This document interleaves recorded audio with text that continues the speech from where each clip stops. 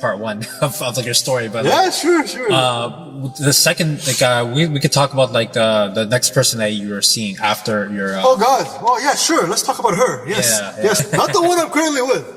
Not the one I'm married to.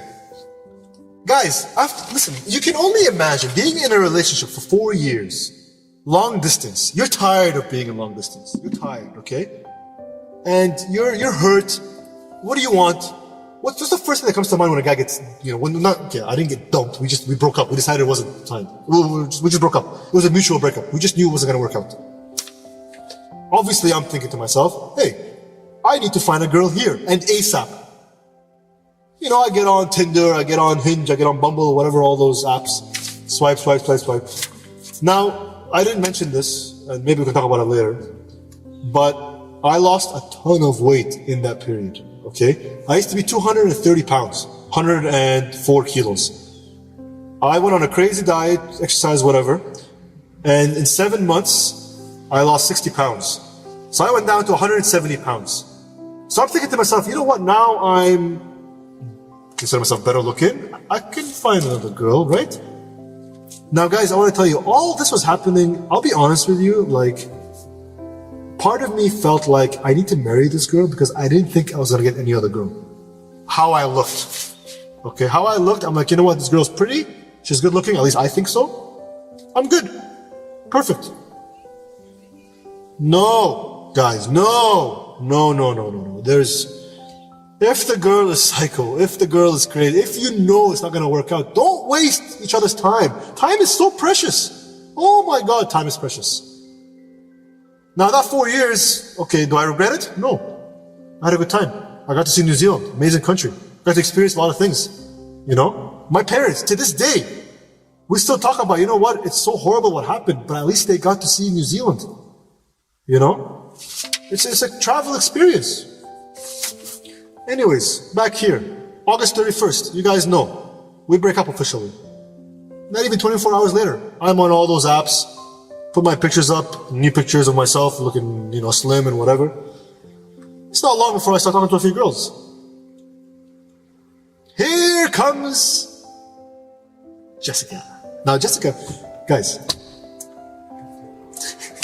I don't know if I probably shouldn't have said her name. I don't know, whatever. This girl, guys, very pretty. Now, Bumble, I'm sure you guys know what Bumble is, whatever. It's kind of like Tinder, but Tinder is, Bumble is for more actual relationships, okay? Tinder is, you've heard stories. Yeah. So I'm like, you know what, I don't want that stuff. I actually want to find a girl. I'm whatever age I was 3 years ago. 30, I guess. I'm 33 now. I was 30. I'm like, you know what, I need to find a girl. I can't, I want to have kids, Yeah. So you actually use Bumble? I use Bumble. I'm swiping, and to be honest, okay, I'm a little shallow. I'm just looking, I'm not really reading the bio. The girl's pretty, swipe right. Okay, whatever, I'm just swiping. Now, I had a few matches. The thing, guys, when you, listen, you realize that when you swipe right on a girl, you guys know, whatever girl, even if you find her very unattractive, there's a million guys on her inbox. Million. They get to choose who they want to swipe right with. Okay? So when they swipe right with you, you're lucky. I tell you, you are lucky. Going from matching with a girl, perfect. You made it through round 1. But you have to, first of all, initiate the conversation. The girl ain't gonna talk to you. Come on. She's not gonna talk to you. You have to initiate the conversation. Good luck getting the girl to reply. What do I say? I don't start with a joke. I don't start with whatever. I just say hi with a smiley face. You reply, good. You don't reply, get the hell out of my face. You're not worth my time. This is how you should act. Don't send double replies, Don't do that. Anyways, you say hi. If the girl replies to you, guys, she might be the one. I'm telling you. From all the stories I've heard. Now try to carry the conversation. She's interested in your bio. She's interested in your pictures. Great. Next step. Carry the conversation. You know how many times, okay, you match, good. You say hi, good. She replies, good. but then the conversation dies. You gotta keep it going. You gotta keep it going. Talk about your day, talk about what you do, whatever, blah, blah, blah, blah, whatever it is. Pandemic, COVID-19 was actually good. Why? You can always bring that up. How are you dealing with the pandemic? Are you working? Are you not? How are you seeing? Whatever, you know? That conversation, you can go. You can talk. Good. You carried the conversation. Now get her number. Now you moved on to the next step. You got her number. Now hopefully she replies back to your text, you know, because that sometimes dies too. It's hard, guys. It's not easy to go through all these steps. And then after you talk texting, then you talk on the phone. Okay, great. Now how is the awkward? You know what I mean? Like you talk on the phone. Now you gotta get to the next step. Meeting the person and having a good connection to see each other again. It's not easy. It's really not easy. Okay? For me, I went through all these steps with many girls. I was surprised I was getting matches, I'll be honest with you. Okay? Okay, some of these matches would die after just matching, they don't reply. Some of them would die after saying hi, they don't reply. Some of them would die after whatever the conversation. Some of them would actually die after texting. I get the number, but we don't meet up. One girl got all the way to the end. However, I should have known something was weird about this specific girl because her main profile picture on Bumble was her, what it looked like slitting a throat of a rabbit. Like she was like gutting a rabbit or something in like army uniform. So that should have been my first like, why am I talking to this girl? But I'm like, you know what? How bad can this be? She's talking to me normally. Okay, great. Everything is cool. Everything's fine. Sure, cool. Talk. You know. Talk on the phone. Cool. She sounds cute. Great. Her pictures. You know. Sure, her main picture is her in an army uniform gutting a rabbit.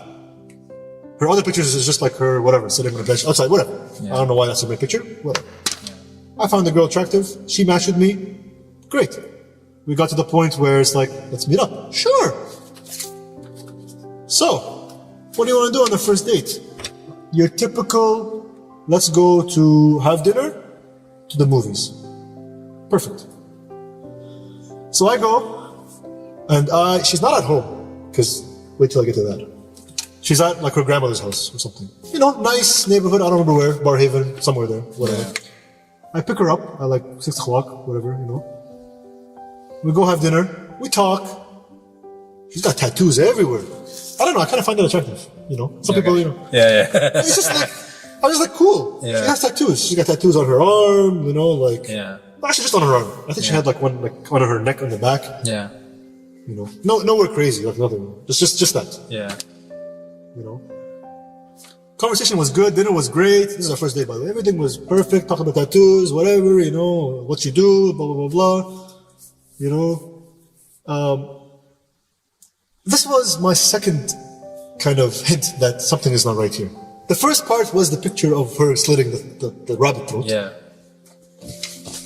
When we talked about like, kind of like, what do you want to do? Because at the time, I think she was 24 or 25, that was her age. You know. And I think she worked at a school, something to do with school, you know. But that's not what she wanted to do. So I asked her, what do you want to do? You know, like for me, obviously, I thought I want to be a banker, I want to be an advisor. Hopefully in a few years, maybe branch manager, whatever. You know what she wanted to do, guys? And this caught me by surprise.